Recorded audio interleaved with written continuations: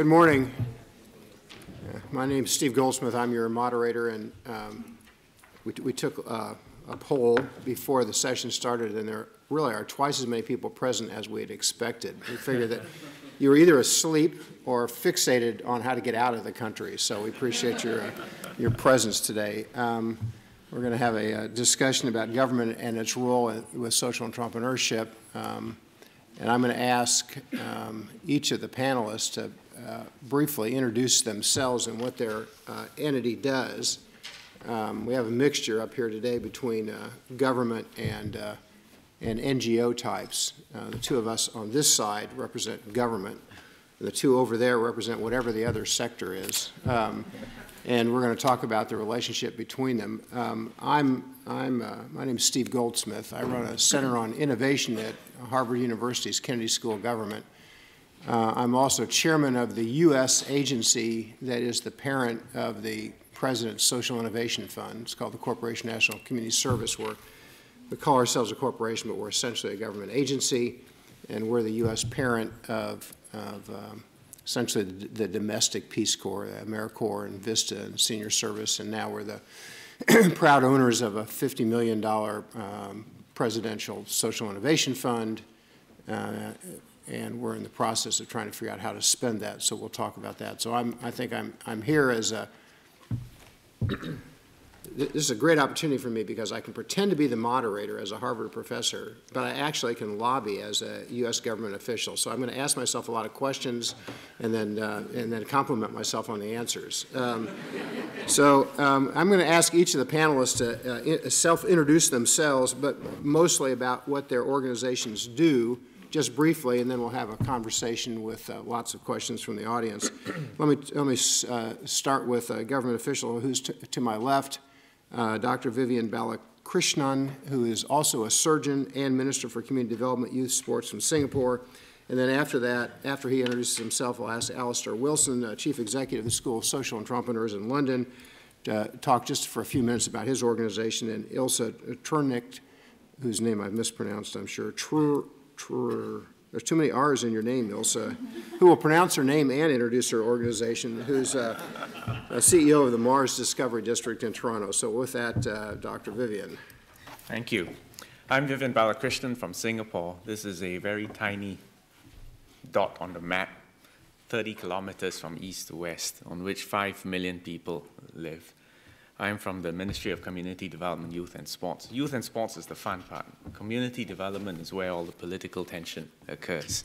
It's the equivalent, I presume, of your Department of Social Affairs, which means the social security, gender equality, management of race, language, and religion, management of integration with immigration, and all the other unpopular stuff which no one else wants to do, I'm in charge of, which means I get onto the firing line quite often.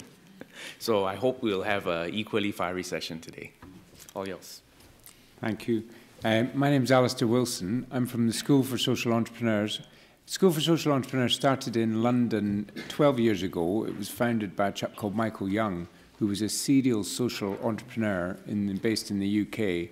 He invented, over his lifetime, institutions like the Open University, Language Line, Which magazines, the Consumers Association, about 40 national and international social enterprises and charities that have scaled.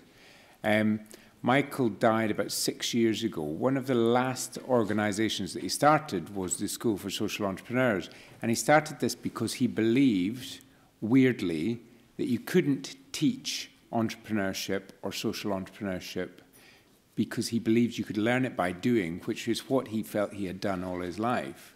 So he set up an institution where people come with ideas of what they are passionate about, what they want to make happen, often from their neighborhoods or from their personal experience, and they spend a year on an action learning program with 20 of their peers, if you like, 20 people in the room with an idea.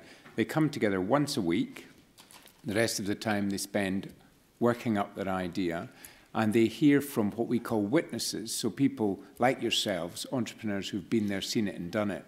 And we ask the entrepreneurs who come in as witnesses to park their ego at the door and tell the real story and the dreadful story of the sleepless nights and how awful it was and how many battles they've had and how difficult the whole procedure was.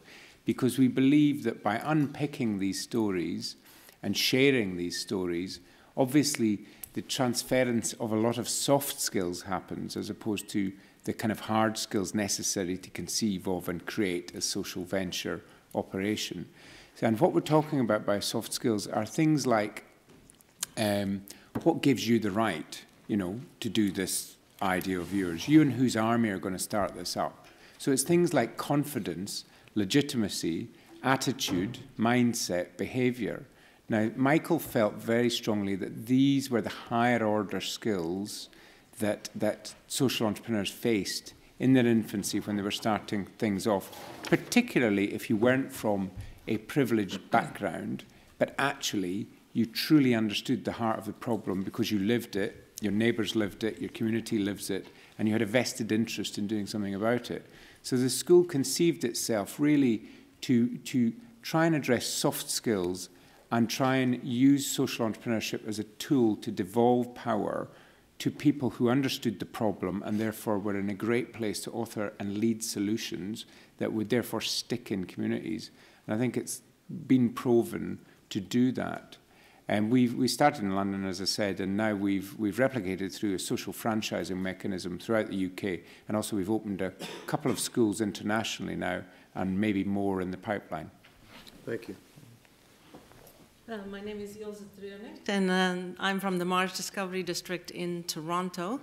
Our particular government context in this morning's discussion is most relevant to the province of Ontario, Canada's most populous province, and one that, like many jurisdictions around the world, has been in the process of using both policy and investment levers to use innovation to transition its economy from a perhaps too heavy reliance on manufacturing. And that process has obviously been accelerated in the last year discontinuously with the economic transitions and particularly gut-wrenching transitions in certain communities and serious implications for spending in the public framework.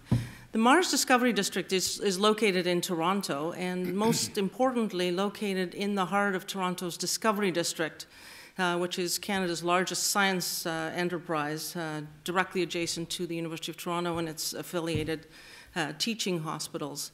It is a social enterprise. It was started by a group of civic entrepreneurs with philanthropic investment and business leaders really working in partnership with academic leaders as well as community leaders and ultimately 3 levels of government to create an innovation hub that had really 3 jobs. The first was to connect the communities of science, business, and money, foster collaboration between them, and really drive the process of accelerating innovation. Secondly, to re-engineer the process by which important discoveries from the surrounding and other academic institutions made their way, often unsuccessfully, to the marketplace or to patients. So that function of transitioning discovery to commercialization. And thirdly, to work with entrepreneurs to grow and scale their businesses. And that's really the engine room of the work of Mars. Shortly after Mars opened in the fall of 2005, the provincial government's innovation agenda specifically highlighted social innovation and the creative sector as part of that innovation economy. And by supporting a program of entrepreneurship at Mars, we have now fully integrated social entrepreneurship to sit adjacent to our work with information technology, healthcare, and green technology entrepreneurs. And so that's really the unique feature of this model, is that a little bit like Skoll almost, we've mainstreamed social innovation by first of all offering the resources that are typically available to technology entrepreneurs also to social entrepreneurs, but more importantly perhaps to make it part of a more holistic and perhaps pervasive culture of innovation. Thank you. We just have discussion here for a few minutes and then ask your questions. Let me start as a member of the panel and then revert to being the moderator here.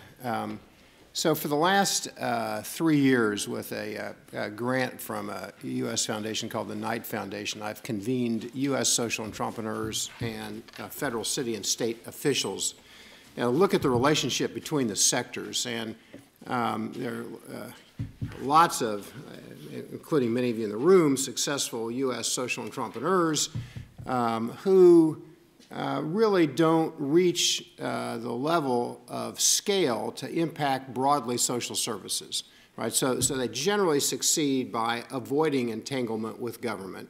And even the large successful ones, think Teach for America in the U.S., touch a very small percentage of the total education system. And you could do the same exercise with homelessness or whatever in the social sector.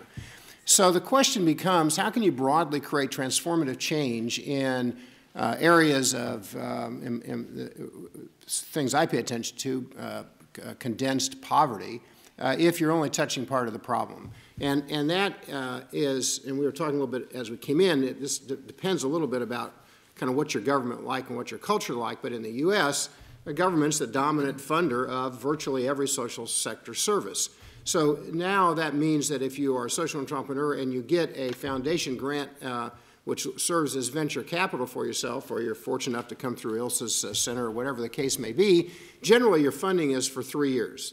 And at the end of 3 years, then you're on your own. And generally a foundation that provides the funding says at the end of 3 years, the definition of success is that government takes over the funding of your program. Well, now this means that government is the marketplace, and there is no natural marketplace. And so if I'm a citizen in need of help, it's not like somebody has a good social program and I can find my way there and innovation produces scale, right? Because I can go buy my iPad if I like it, but I can't go buy my homeless shelter services if I like it, or in the U.S. school services. So we're trying to figure out how to create a market for change. Now, in this context, just a couple quick observations, and then I'll kind of give up the floor. One is that because government is such a significant funder, in many communities, the philanthropic funding begins to look a lot like government, right? There's not a lot of existing philanthropic resources that flow to new models. And I was the mayor of a city of a little less than 1 million in the U.S., and our giving to these programs was tended to be the same organizations each year. And generally what happened is those organizations would say, I've got a great idea, can I have some money? They'd get some money, they'd come back the next year and say, well, we didn't succeed, but the reason we didn't succeed is because we didn't have enough money, right? And that earns you the right to keep doing the same thing year after year with a little bit more money. And the result of that was it took the oxygen, took the, the opportunity and resources out of the environment for the rest of the folks. Now, so what can be done? Oh, and by the way, I don't know what it's like in the various countries that are here, but in the U.S., the government also often restricts the types of providers by credentialing and other rules that make for a certain set of techniques that are licensed and available in these areas. And that also restricts the vibrancy of the social innovators. So what can we do about this? Well, one, it's just a little fund, but the $50 million fund that President Obama has set up basically says we're going to fund innovation. We want you to have a model that appears to be working. And so instead of the usual government process, which is we would issue a request for proposals, and in the U.S. sense, those requests for proposals are written in such detail that they prevent innovation and transformation, right? Because they say, basically, the way you win is to think like us, and then you win. So the $50 million fund says, give us your ideas, and particularly we like to fund intermediaries that would help with innovative responses. A second way to think about this, and I apologize, but my frame here mostly is U.S., is that there is a substantial role for social entrepreneurs on the demand side of this problem, right? Because we have a lot of suppliers of services, and their services appear to be working. but we don't have a huge demand for those services because there's not a marketplace for that demand. So the social entrepreneurs who use their resources to create a Web 2.0 demand, to create an advocacy effort, to create a program that produces change on the part of government, right? That lobbies government and lobbies philanthropy. So we're trying to encourage social entrepreneurs to think about themselves as players on the demand side as well as the supply side. Think of yourself as virtually marching on City Hall with 2.0 tools or government and demanding change. Another way for social entrepreneurs to play in this particular area is that as we talk about scale, there's both an opportunity and a danger that social entrepreneurs define scale only as my program gets bigger. And that's a natural thing to do, right? I've got a program, it's helping 5,000 people, I want it to help 10,000 people. That is a legitimate definition of scale. But in the systems that we're talking about in many of these areas, individuals operate inside families, they operate inside neighborhoods, and they operate inside communities and schools, and so they're operating inside a network. And so one way for a social entrepreneur to create substantial change is by developing an intervention that makes better the rest of the pieces around that individual, right? That touches and creates a network of those resources that manages better. Just to take a very simple example in U.S. terms, there's an organization called Communities in Schools. And basically it took all of the services that were scattered around the neighborhood, touching the family in different places, and integrated them into the schools. It didn't just bring them into the schools, it managed them in the schools and made the resulting efforts that much better. So another way to think about scale with respect to social innovation is a scale that comes from a model which makes the rest of the system better, not just displaces it. In the end, and in conclusion, President Obama's Social Innovation Fund may be effective with $50 million, but the only way it's really going to be effective if it convinces government that it has to repurpose the existing dollars that it's spending to dollars that demand performance. And then we will see the transformative change that we need, and thus far that we haven't. So with that, I've asked the minister how to address him, because he's a surgeon and a minister, so he suggests Vivian would be the right way to do this. So with all due respect, Vivian, why don't you, the Singaporean model is interesting both for cultural issues and because of what you've accomplished. So why don't you talk a little bit about the role of government in your sense, and then I'm going to ask our other panelists to comment about how they view government as either a support service or a problem.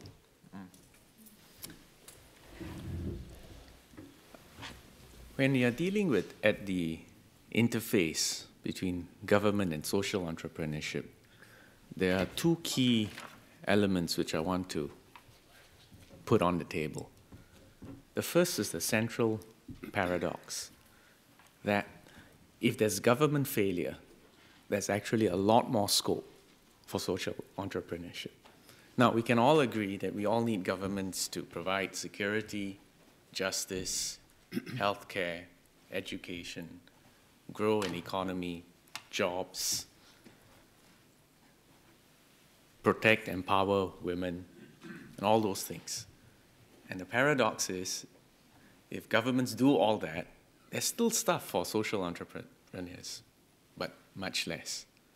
The most fundamental changes in social entrepreneurship actually occur where there's government failure.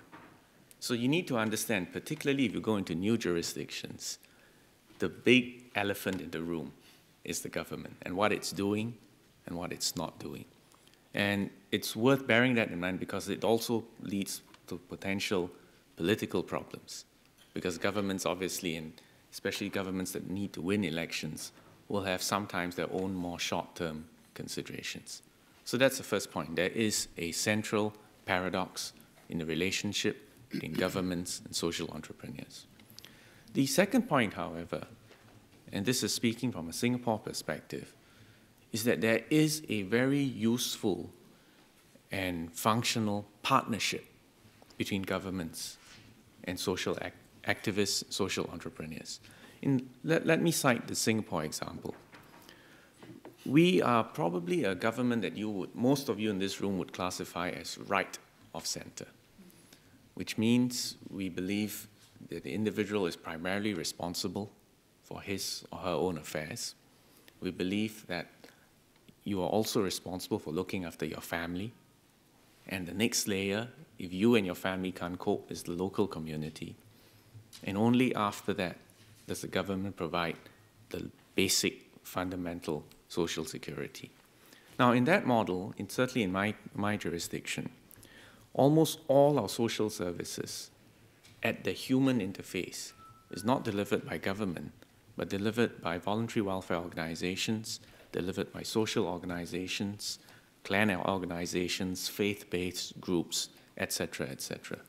The funding, however, as Stephen has alluded to, comes mostly from government and private philanthropy. Now, the reason we do this is not an accounting trick, but because of our belief that when you're trying to fix lives or transform lives, you're much better off doing that with people on the ground, with passion, with values, and with domain knowledge of what people need, what people want, and how to change people. And that's much better done by people like this rather than an army of civil servants. So I'm not necessarily convinced that we're saving money. You know, there's always this concept that governments can save money by outsourcing services to social organizations. I'm not sure that is the case, and in any case, that should not be the key imperative. The question is who does it better? And I would suggest that there are many social interventions that are delivered much better by activists on the ground who really do want to make a change. And then the key thing is to manage that relationship. And again, as Stephen has alluded to, not getting bogged down in filling up forms and submitting complicated requests for information and proposals which look like just another government paper. And then the difficulty then is measuring performance. Because do you give more to an organization that says it's got more clients, or do you actually measure success by the fact that you've run out of clients because people don't need you anymore? So it's a very complicated partnership and one which is imperfect. The third point I wanted to make, and this is with specific reference to Asia, is to understand that historically in Asian communities, governments have not been very activist on the social side of it. Asians have had to depend for millennia on their family, on their communities, on their clan associations, and more recently on trade unions. And in the case of Singapore, the key social enterprises of our trade unions are the cooperatives. You know, the cooperatives, for those of you who don't know, are, in a sense, they're business organizations, but they are owned by the beneficiaries. So the only shareholders are the people who consume the services, and any benefits arising from that business are confined to the customers. In the case of Singapore, that has actually been around for the last 90 years. It started off with shortage of money on the ground. Now you call it microfinancing. But in the old days, it's just, where can I find some place to leave money if I've got extra money to get some interest? And where can I borrow money if I need to? And the thrift and loan societies have grown. They're not banks, but they play a crucial role in providing finance on the ground. Another area was in insurance, and I've got the CEO of the largest insurer in Singapore, which paradoxically is a cooperative, Mr. Tan Swee Chee, back there. So he doesn't have shareholders who collect dividends, but he's got to make sure he gives the best deal possible to the purchasers of his insurance. But we don't give him any benefits. It's a level playing field. He's got to fight with Prudential, with AIA, and all the other insurance companies. But it started off because there was a group of workers, low income, high risk jobs, whom commercial insurers were not interested in servicing. So again, from a need, and by organizing it, you can get a viable and crucial service delivered. Another example, in Asia, rice is a staple, and the price of rice is a key political issue.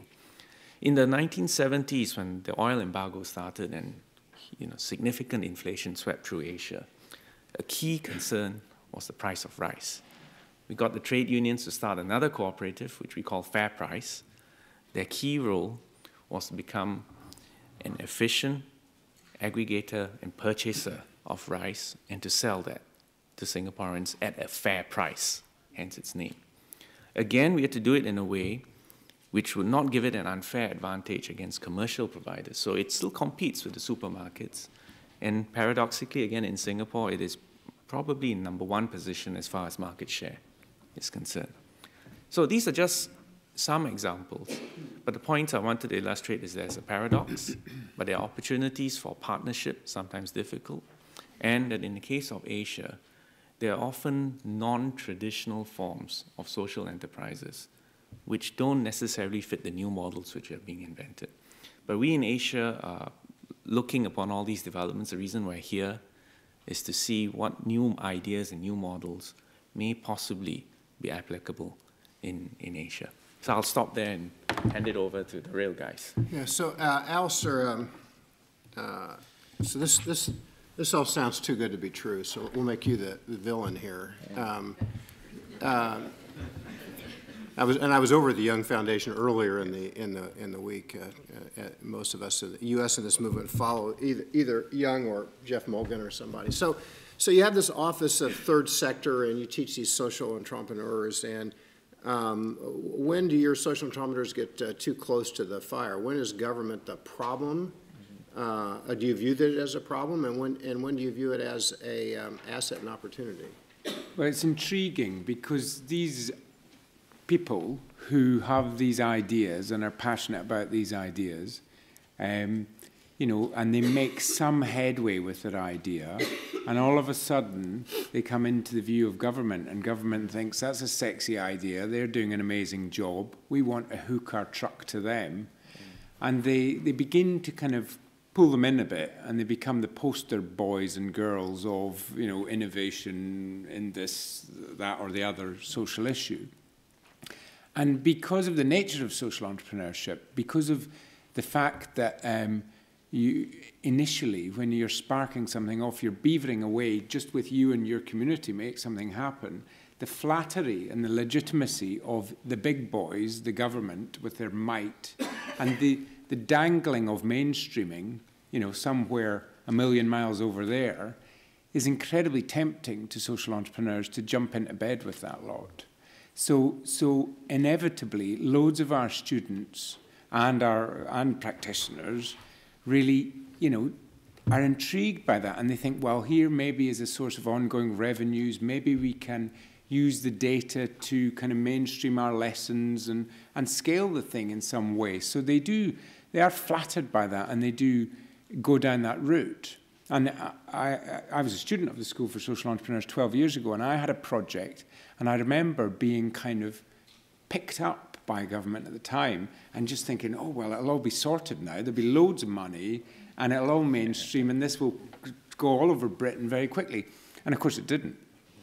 And it was a waste of time. It was a huge waste of time for me and my project. And I ended up having to give talks and speeches at government events to civil servants endlessly, and there was nothing coming out of it. And I kept blaming myself and thinking, well, I'm doing something wrong here. There's something in the disconnect. But then if you think about it, if you think about what a bureaucrat is as a person, and we need policy, we need politicians, we need bureaucrats, but they're very different than social entrepreneurs. And it's extremely difficult for them to understand us and for us to understand them. And I think, certainly, if you look back over the kind of 12, 13 years that British civil service and bureaucracy has been very intrigued with social entrepreneurship and social enterprise, if you look back at their kind of policy journey that they've gone on, it's quite intriguing.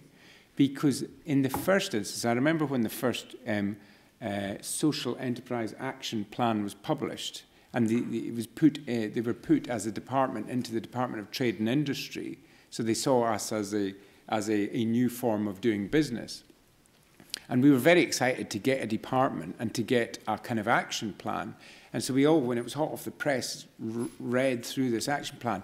No mention of social entrepreneurship or the doing word or about individuals, you know, leading and working with their communities to lead change. It was all about structures, and it was all about, you know, which was all very valid and all good and well. So it was about things like, you know, the idea of what we now have here, which is community interest company. It was around taxes, laws, structures, ways of doing business. Now, that's great, and that creates an environment where we can use these tools to make things happen.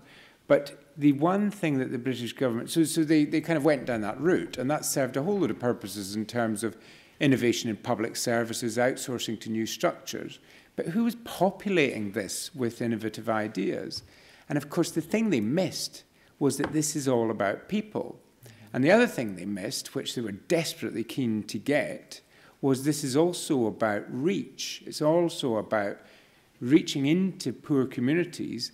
And as we all know, because we're in the business of social change happens when you give power to people who understand the problem. And therefore, to structure your entire policy debate and discussion around structures, surprise, surprise, it was a bunch of men in suits, white men in suits, who were round the table speaking about these structures and systems.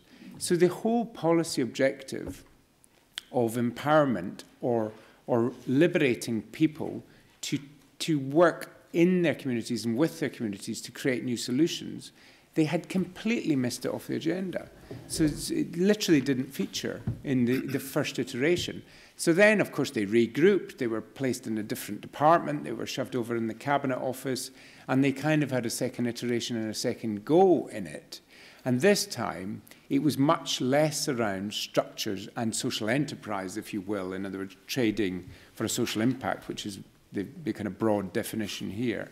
And it was much more about social entrepreneurship. And it wasn't about, and I think this is uniquely a British thing as well, it wasn't about social entrepreneurship as in the kind of hero, you know, international scaling idea that's going to change the world. It was a very British thing, which was about a kind of democratization of social entrepreneurship, which was about this being a long-tail sport, that if you're in any community in Britain and you have an idea and you've got a bunch of neighbours and you've got an innovative idea to create some community glue and get things going, let's see if we can get a policy environment and support that's going to help you do that. So they then tilted very much to that angle. And just presumably a few of you might have seen the debate last night, but the manifestos for both sides, we can't believe this, because Tory and Labour in their manifestos, it's all our stuff. The British election is being fought on social enterprise and social entrepreneurship. It's a battleground. And I'm telling you, in terms of, you know, way back when I was plucked by them and paraded as a kind of, here's an interesting idea, waste of time, red herring, I should have stuck to the knitting and got on with my project. But actually, I now see why government is hugely important. Because if you can get in the centre ground and you can influence, even although they don't understand social entrepreneurs, and by the very nature of these people who've done very well at school, very well at university, you know, they understand didactic training and learning. You know, the idea of what a social entrepreneur might need by way of support is, it's over their head. I mean, they can't get it.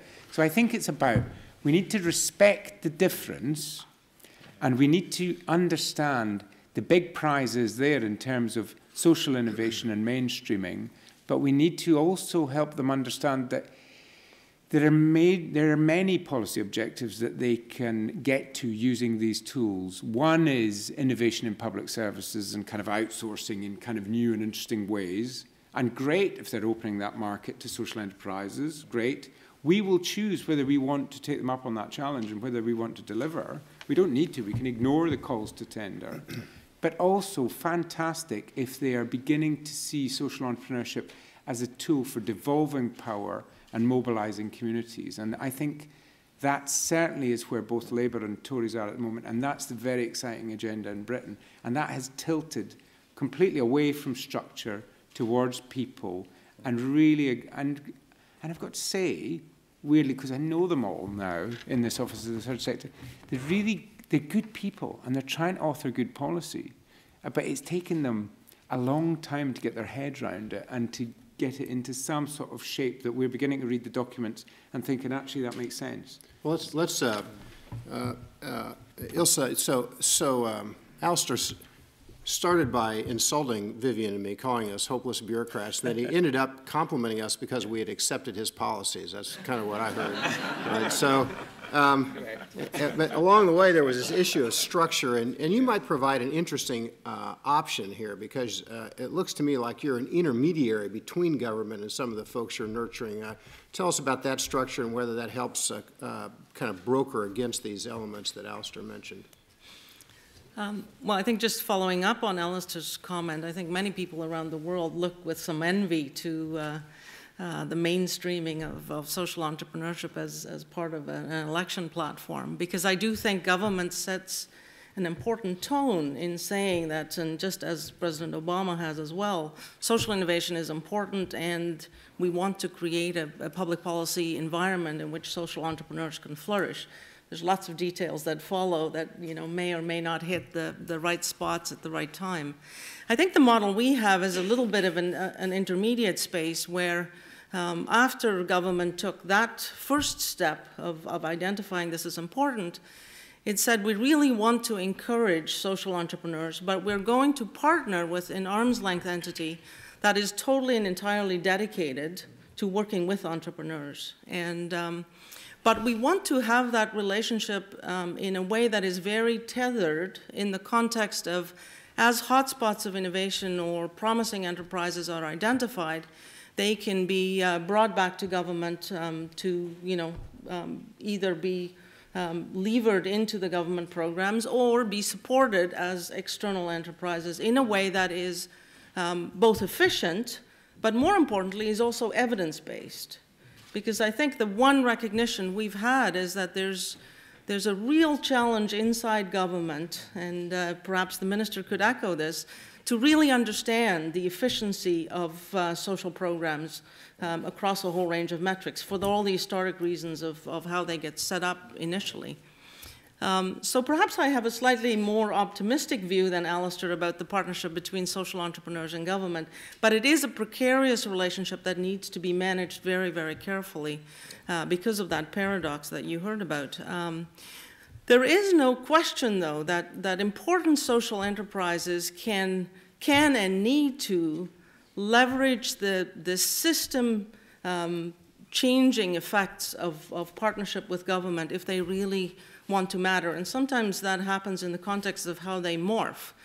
To just give you an illustrative example of that, the social entrepreneurship node of Mars is part of a slightly peculiar partnership across Canada. And Canada has the exact opposite challenge of Singapore. It is a vast country with not very many people in it. So we have to set up often peculiar networks of collaboration to get shared expertise and critical mass. So our node is bolted onto a family foundation node, the McConnell Family Foundation in Montreal, which has a long history of funding leading Canadian social entrepreneurs, and a very strong social enterprise called Plan in Vancouver, that is also very deeply embedded in the very vibrant social finance and social enterprise community in Vancouver.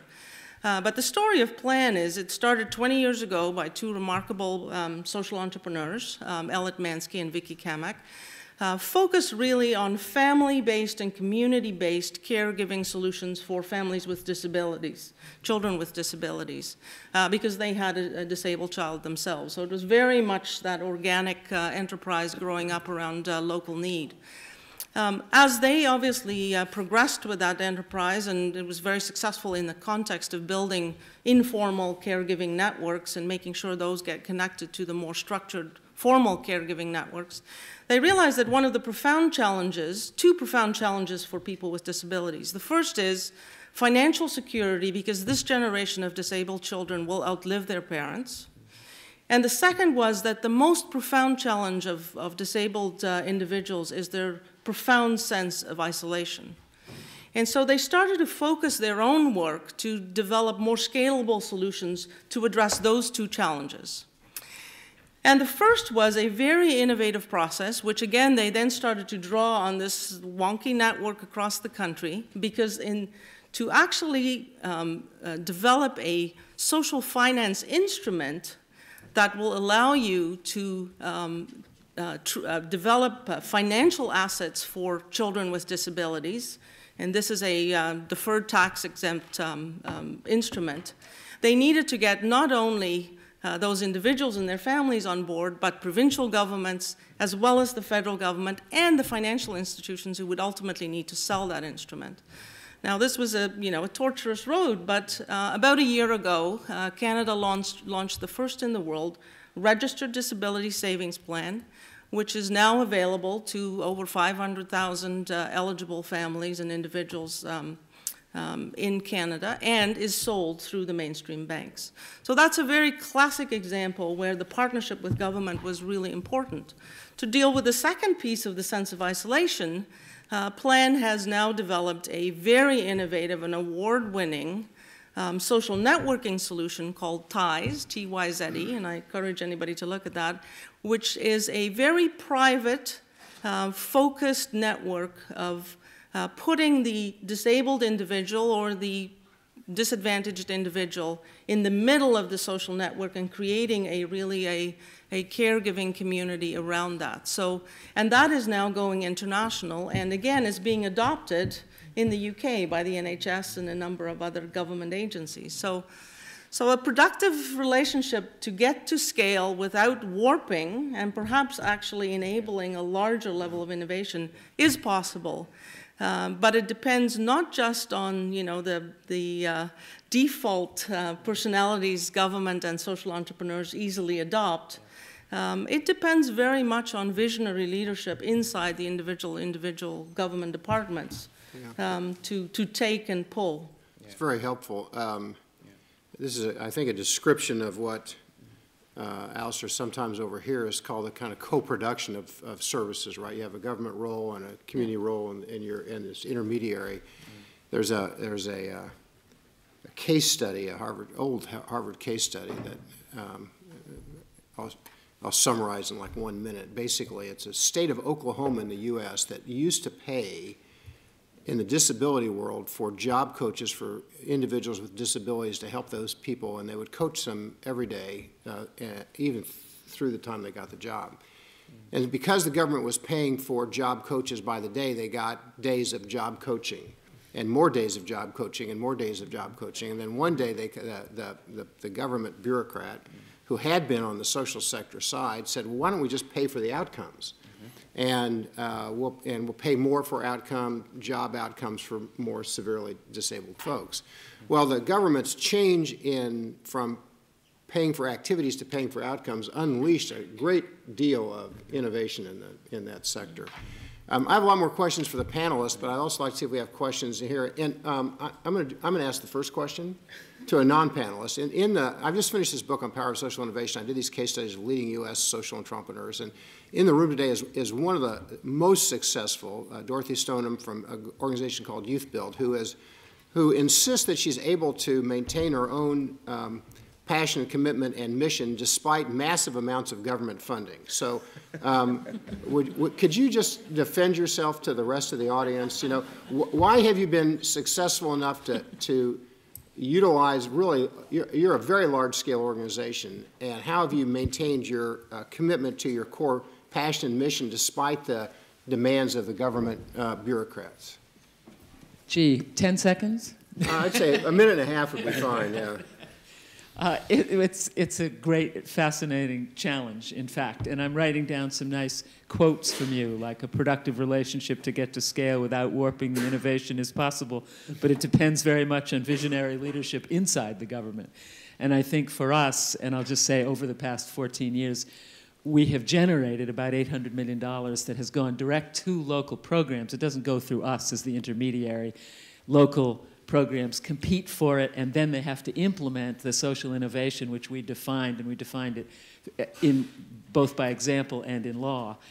So the model is one where we created a federal program, and then the government contracts with us to provide training, technical assistance, and inspiration to the local programs which they choose to fund on a competitive basis to implement our social innovation. So we kind of define it as, you know, the government is the ocean liner and we're the tugboat. So the government provides the engine and the resources, but we're whipping around on the outside, and we're helping the local organizations, and we're correcting the mistakes of government. We're persuading the government what direction to go in, and it's a very constant interaction between us as the national nonprofit source of the movement building, inspiration, cutting edge, catalytic change, as well as the original vision, and the government with the accountability and the metrics and the funding and the competition and the, you know, and sometimes they think they're our boss, and sometimes we think we're their boss. And sometimes we tell the Congress how they should change the law in order to make the government do what it should do, and sometimes, you know, the government tells us what we have to do in order to meet their standards. It's a never-ending partnership, negotiation, depends very much, and over 20 years there have been very many different people in government who are responsible for implementing the Youth Build program, which is what it's called. And depending on who that person is at any given time, it goes better or worse. And depending on how much creative leadership the person above that so-called bureaucrat provides, the political appointee, how much they understand our vision, it goes better or worse.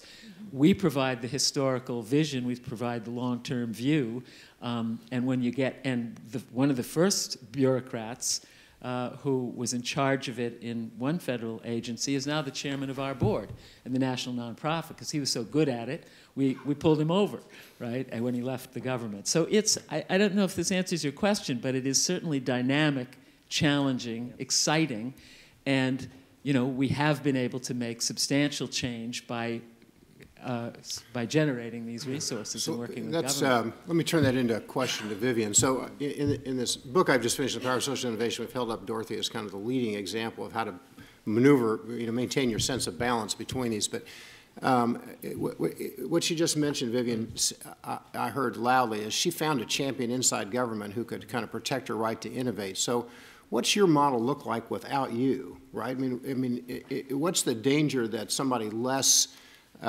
sensitive to the flexibility necessary for the social innovator takes your place and is more prescriptive with respect to the requirements? I think you got to make it individual proof, because otherwise it will not be sustainable for the long term. The key thing to managing the relationship is to understand that it is a difficult relationship, but it needs to have trust and respect mutually. And the other big problem is measuring outcomes. It's easy to measure inputs. It's somewhat more difficult, but it's still relatively easy to measure outputs. But outcomes, social outcomes, are very difficult to measure. And the trouble is that for governments and bureaucracy, you've got huge piles of money and you want to spend it, but you're accountable for it, and you need some kind of metrics to justify why you've spent it. And sometimes the relationship gets caught in political polemics. You know, how can you not do more for a disabled child? Instead of focusing on what is the outcome, what is a proper and reasonable and accurate measurement of that outcome, and therefore it justifies it. Remember, at the end of the day, the bureaucrat and the activists are actually on the same side. They all want to do more and to do the best for the beneficiaries. So I think if we can get the respect, if we can get some understanding, and if the activist learns to speak some bureaucracies, and the bureaucrat learns, you know, what is it that the activist is trying to achieve, I think it can be a much more productive outcome. So, I agree with everything you said. So two things. One, if you have a question, raise your hand, and this fleet-of-foot fellow in the orange will find you with the mic. Let's go up here. And while we do that, Alistair, you have an example of, I think this debate between outputs and outcomes is really quite important because sometimes the perfect does become the enemy of the good. Do you have an example of the kind of output measurement that you think has driven a social entrepreneur that you've assisted? I think I would challenge that a little bit. Social entrepreneurs use the currency of trust in terms of creating things and making things happen. In their communities, they are often selfless in the way that they build momentum behind ideas. There is a huge push in the UK to unitize and matrix impact and outcomes, and a laudable push and all good stuff, to measure everything within an inch of its life. Now, the truth of the matter is that we need to make a choice in terms of, do we want to build and cement a contract-based culture or a trust-based culture? If we're looking to empower the poorest who are not in the system, we have got to fund with an element of, as you were saying in the outset, in terms of your fund and the kind of openness of your fund, we've got to be comfortable to take some risks and push things down and fund in a trusted way, as opposed to trying to kind of contract manage every kind of output. I think it's quite a fundamental discussion. The other thing is, obviously, the politicians in the UK have lost public trust, full stop. The banks have lost public trust, full stop. Guess what two sectors are desperately knocking at our door to do partnerships? And I think we need to think long and hard about, yes, we need to do those partnerships, but we need to think about what we've got as a currency, as a movement, as social entrepreneurship, social enterprise, and we need to bargain carefully with that. And we use the currency of trust remarkably effectively to create value, and I think we need to be extremely aware of that in our negotiations going forward. So I'm not a huge fan of kind of contract outcome measurement to the nth degree. I believe push money down, give people freedom, and see what happens is also incredibly useful. It's the first outbreak of just applause.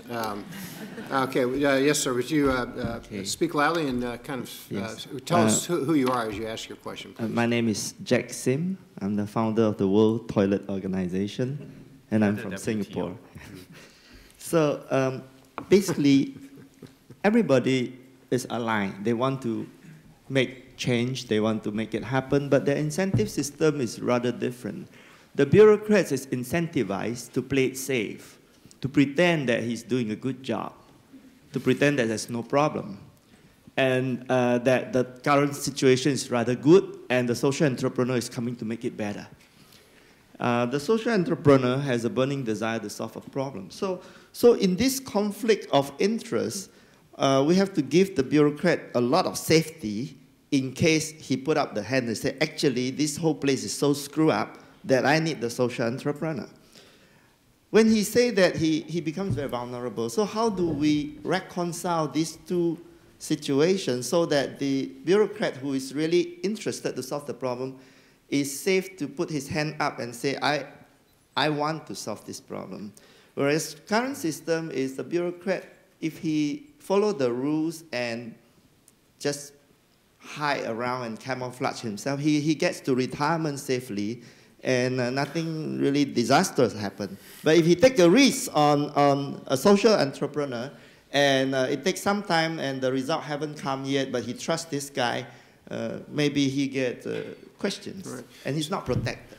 So this is a great question. I'm going to ask the panelists when they respond to the questions to kind of respond briefly, because we do have a number of hands up, and everybody will have a response. My 30-second response is, this is a brilliant question for which there's no answer.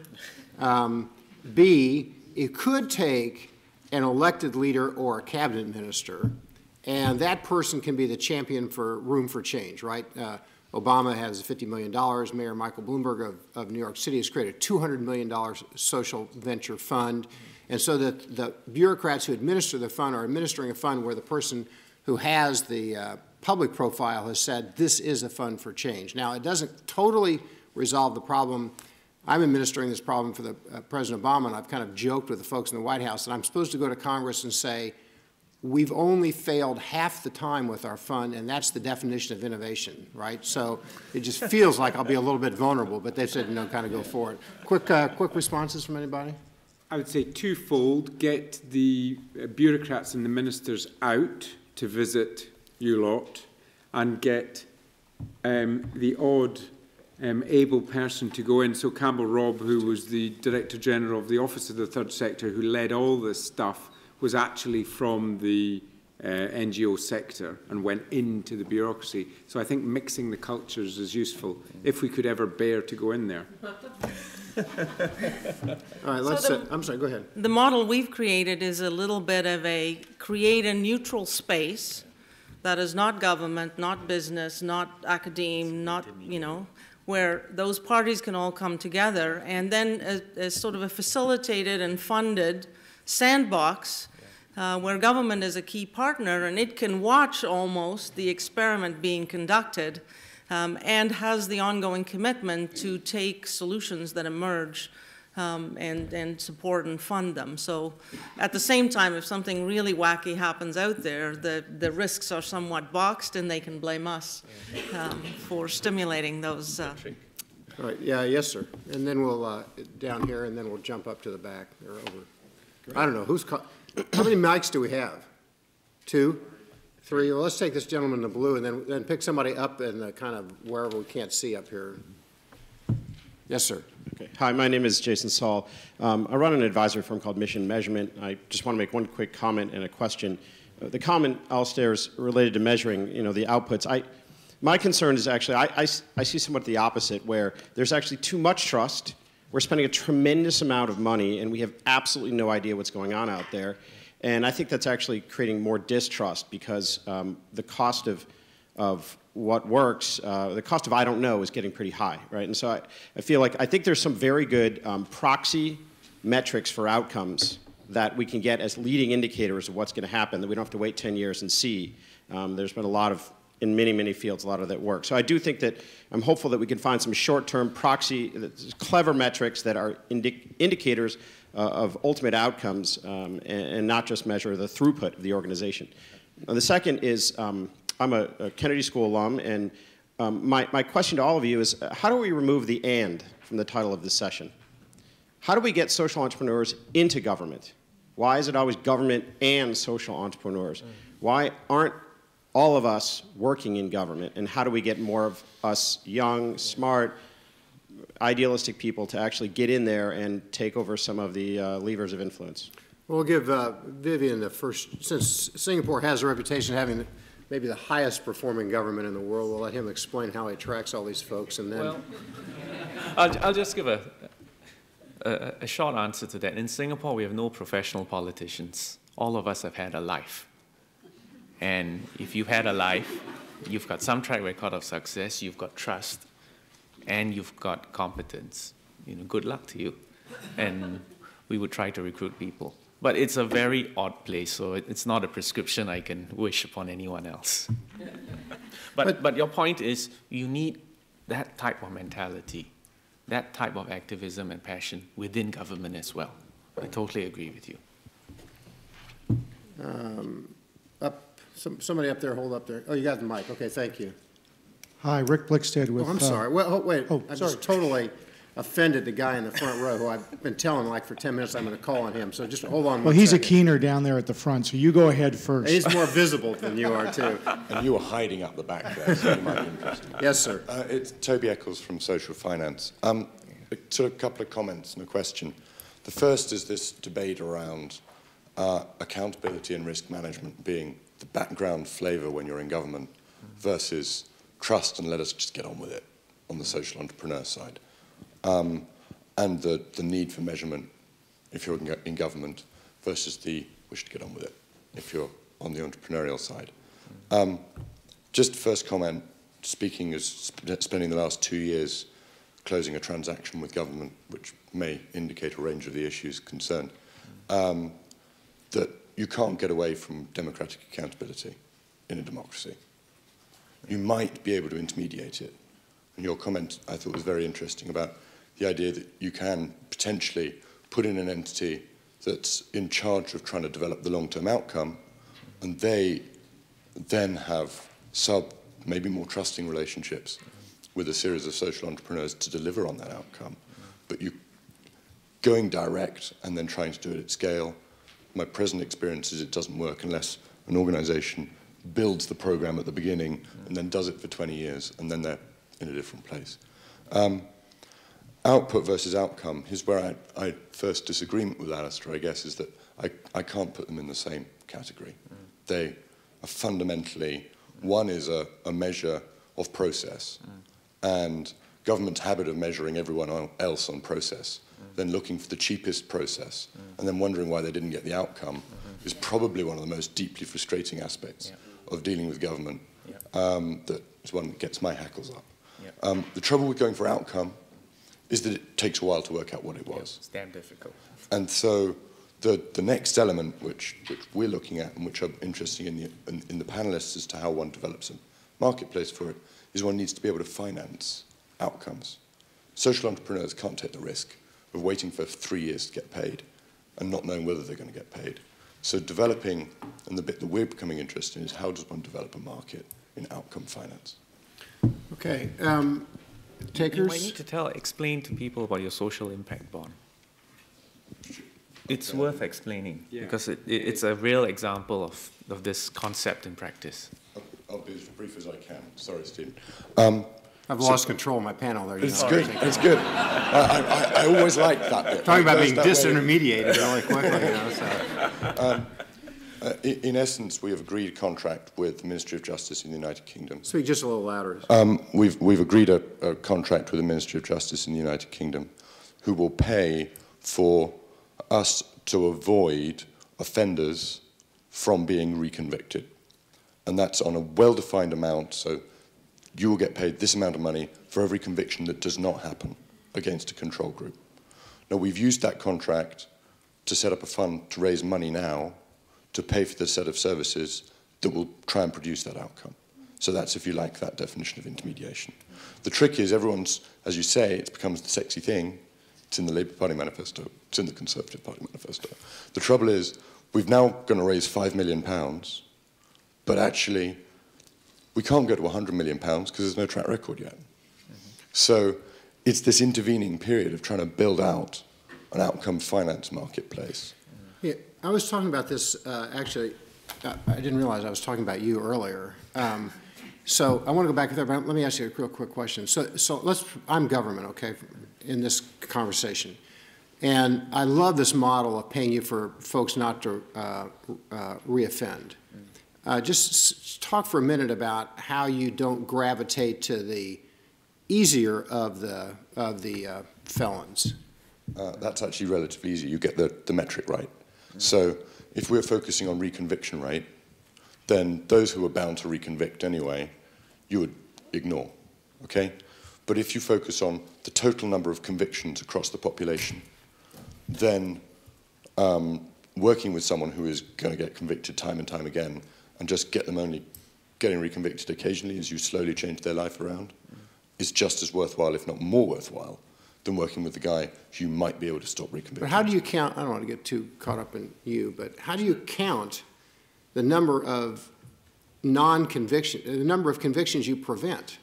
By having a control group. So it's just gross numbers in the control group. Well, your control group is picked to be as similar as possible, and they do the total number of convictions on your group, total number of convictions on the alternative group, and get paid for the difference. Yeah, this is a really important conversation, obviously worthy of like another 7 hours. Just real quickly, we've reached an outcome compromise with President Obama's fund in the following way. We haven't actually picked the people who are going to win yet, so this is just take this as all hypothetical. But so we're going to get, and this just goes right in the heart of the conversation, but it might provide an example.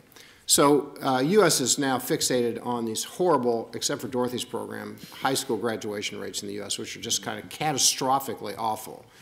And so we'd like to cause them to occur. But well, it looks like the reading levels of 3rd and 4th graders are statistically correlated to whether they eventually will graduate in the 12th grade. But we're not going to have a 15-year funding, you know, and then say.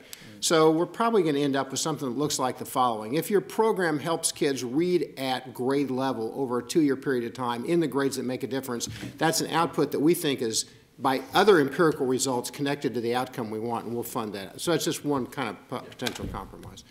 That was very interesting. Thank you for calling on him. It was excellent. Very well done. Yes, sir. Hi, Rick Blickstead with the Wellesley Institute in Toronto. I'd like to pose a question to the panel regarding the risk-reward. You know, having been in the private sector and come into the third sector, I'm actually quite amazed how good and honest bureaucrats are. 99.9% of them are really trying to make a difference. The system is very difficult for them to do that. And so when I meet with deputy ministers or other people in government, the challenge is they're not paid to take risks because they are the guardians of the public trust, of the taxpayers' money. And I'm not sure that will ever change. And so therefore, when I say we can get 4 out of 10 successes, they're paid to get 9 out of 10 or 10 out of 10. So my question is, just like we've had to outsource access to capital, can you outsource access to risk? Now, the UK tried to do it, I understand, and sort of offloaded some of these decision-making.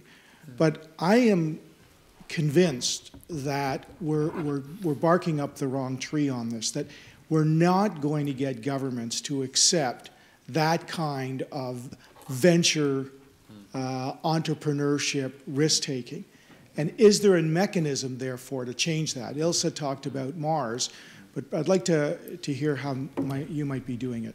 And to say hello to Jack, who I attended Harvard with in the nonprofit program, and he's building toilets all over the world and making a better place for people. So congratulations to you, Jack. Sorry.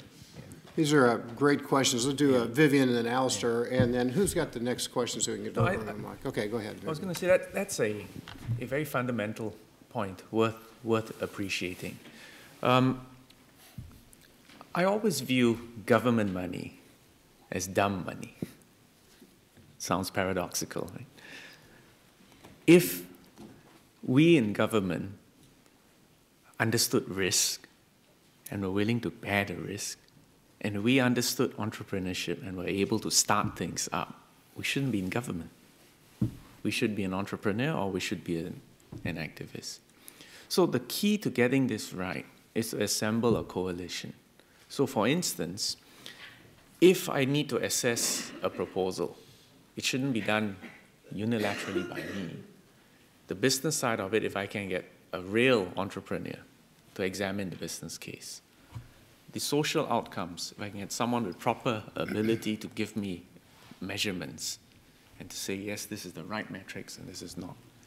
Then what government can do is we can provide some of that dumb money as seed funding, as leverage funding, but right on the risk assessment capability of people out there who are able to do that, and right on the passion and domain knowledge of the social activists out there who understand the needs of the beneficiaries. The problem we will get is when any one of these triangular parties starts to say, I'm preeminent and I know it all. So if we understand that and we know what we know and we know what we don't know, and when we need the others, I think it's possible to create that. So in case of Singapore, for instance, I have a social enterprise fund, and I start off by being a skeptic. But I put the money there anyway. If a social entrepreneur comes up to me and says, take it on trust, I say, I'm sorry, chum, that's not enough. I need you to get together with someone else who will also be able to provide the performance metrics.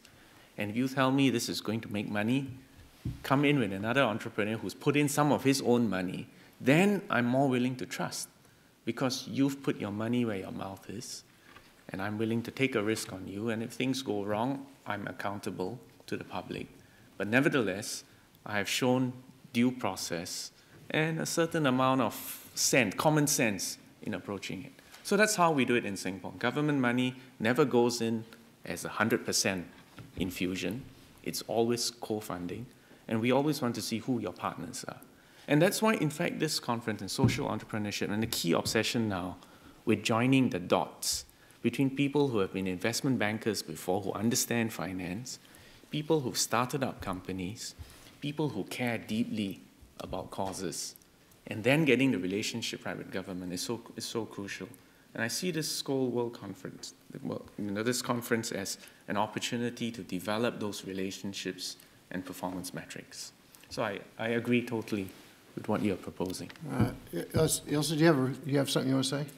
Well, I came to this world similar to Rick from the private sector, and I want to make another observation that has been a big surprise to me. I've been really surprised at how reluctant government is to stop doing certain things. And if we really want, even when the evidence seems to be pretty clear that it's not working, and if we want to bring new innovation into government, we're going to have to stop doing things to make room for new things. And that's something I have no idea how we're going to address. That is the problem. All right, let's, I think what we'll do here is we've got a lot of hands up, we'll take 2 or 3 questions without having us respond. So who has a mic here, and then there's a whole group of questions in here. Yes? Hello, my name is Lars Johansen. I'm from the Scandinavian think tank Monday Morning. We work for social innovation in society. And I couldn't help, I have a comment and a question. A comment to Alistair, because I took your comment on white men in suits in. And I think you also have to appreciate when you talk about governments and social entrepreneurs that, for instance, the British government, the guys from OTS, they've been on a learning journey too. Yeah. I mean, you criticize them for getting it wrong the first time, but for others who are now learning from the British example, it's fantastic because we might be able to leap the 10 years you took in 3 years because of the mistakes and the learnings you've made along the way. So I think that's an important perspective to take in when you talk about cooperation with governments and governments facilitating social entrepreneurs. Now, in Denmark, we just led a major task force creating the first blueprint for a Danish national strategy for social entrepreneurship, including both the suit government guys and the social entrepreneurs. And that makes me want to pose a question to Vivian. From the lessons you've made, what's the key policy or the key instrument that you from government in Singapore has developed that you feel has made the greatest difference to social entrepreneurship in Singapore? I think what I'm going to do is, would you guys just write down you can pick the questions you want to ask. Let's get 2 or 3 of these up in a row, and then because I think it'll give people a better chance to participate. Yes, sir. Hi, my name is Ehsan Jamil, and I'm from the Aman Foundation, which is based out of Pakistan. We're involved in health, education, and nutrition. We're a new foundation. My question to the panel is that in Pakistan, where government is another kind of entity than what we see in Britain, USA, and Singapore, the role of the social entrepreneur is that much more critical in providing services, etc.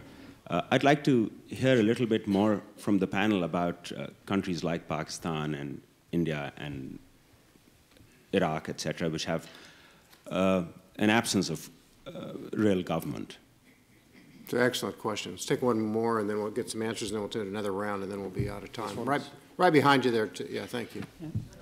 Actually, my question is quite related to the question of the gentleman from Pakistan, because I'm actually in admiration with the systems that we are hearing right now. But my question is, how do you deal with the context of a lot of developing countries where you have endemic corruption and endemic threats within the government? Like the government sometimes colludes with the people you're fighting against. The government is sometimes on the payroll of criminals, and sometimes they use the social sector as fake NGOs so that they can funnel money back into their pockets. So yeah, I'd like to hear some advice how to deal with that kind of system. Okay, one more question, and then we'll answer some of these. Okay, this is more of a comment to the question that you made, the point that you made about government being paid to get 9 out of 10 successes rather than 4 out of 10. If you look at the track record of the public-private partnerships with big business rather than social entrepreneurs, or if you look at the track record of outsourcing to big business, and I come from big business, you know, you see that the track record isn't 9 out of 10 or 10 out of 10. It is actually kind of much more along the lines of what we're talking about in social enterprise. So I think the key thing there is like looking at the baseline, the kind of benchmarking with other areas already kind of getting a lot of traction.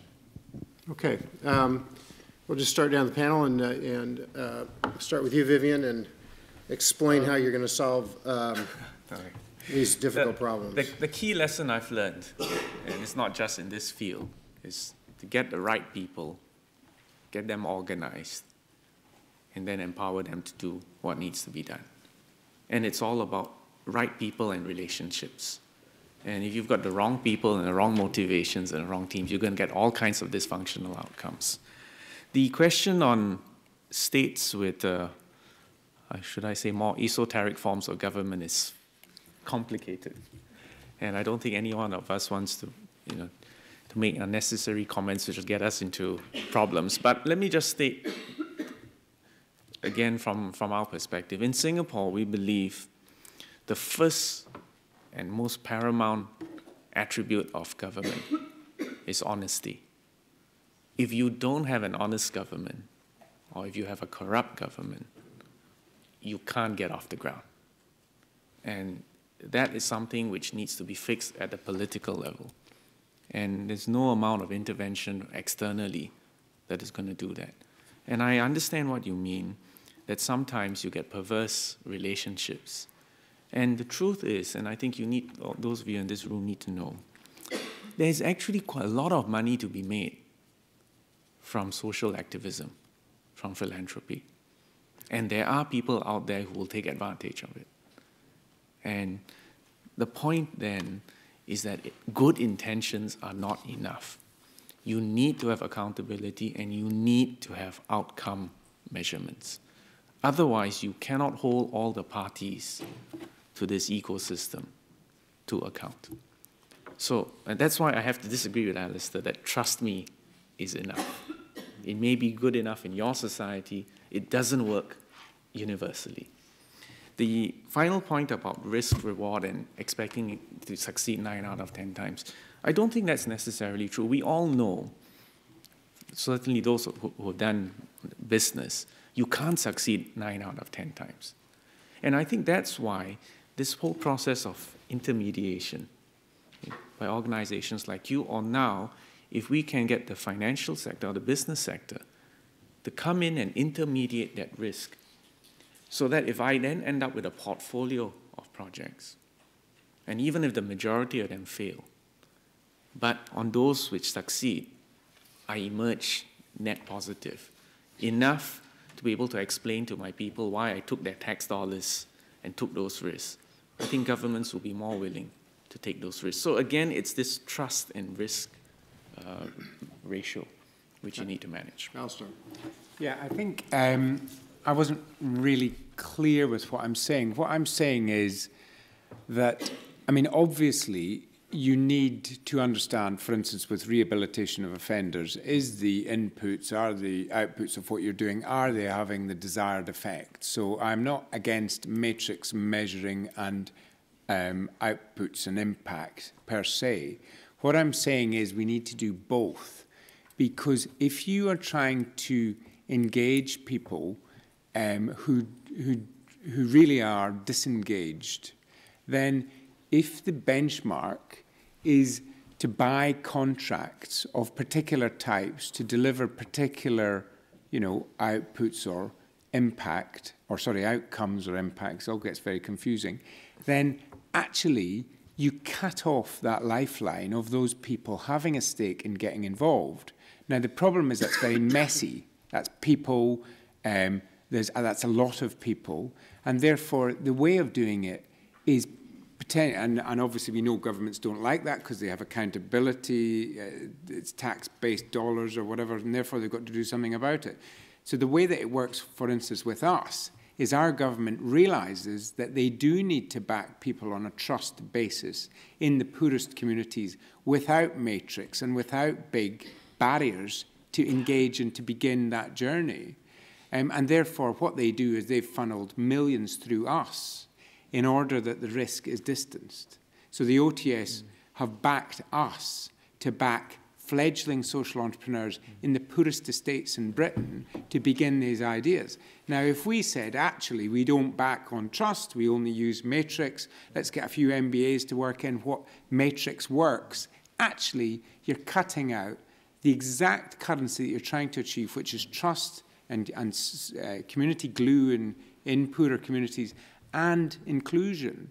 You're cutting all that out of the equation. So it's not an either or, it's a both. And we need matrix for scaled things and for public services, but also we need interventions that reach out and devolve power to people who are cut out of power. Are you working with anybody have you funded or trained folks working in countries where the government's the problem? No, it's not my area. I can't really answer those questions. Although I've got to say, to the chap from Monday Morning Think Tank, what a dreadful thought. Monday Morning Think Tank. My brain doesn't start working until Tuesday afternoon. I've got to say also, I realise how lucky we are in Britain. I said to the boss of OTS, you know, I think Britain, it's a shame because we're kind of policy leaders in this area. It's a shame we're not allowed to sell policy. Because with our deficit, we need to sell something overseas quickly. And it's a shame the bureaucrats can't flog it. Because I tell you, you go around the world and their brainstorms consist of clicking on the OTS website and downloading all the materials. So I am well aware how privileged we are and how much our government have engaged in this. And I congratulate them. And actually, they're a great bunch of people. But it's just, what is interesting is their journey to get to where they've got to. We're sensitive to the fact that you've a number of you asked questions that are not we don't think the panel's not representative qualified to answer. I mean, with respect to what happens when the government's the problem, other than other governments and worldwide funders of NGOs need to be sensitive about how they spend their money. Let's get one last answer. Yeah, you can pick any one of these questions and you can answer it. I think I just have to echo that. I think we have there's no getting away from measurements, and there's some rational balance we have to strike. And I think it's imperative upon the social entrepreneurial community to work very closely with the funders, whether they're in government or in foundations, to try and keep the measurement systems rational and relevant to actually doing social entrepreneurial businesses. So we appreciate that several people had questions, and this is a really well-informed audience. So we encourage you to continue the conversation. But the people in charge of the room have asked me to encourage you to continue your conversations outside the room and exit relatively quickly. Thank you very much for your time. Thank you very much. That was excellent.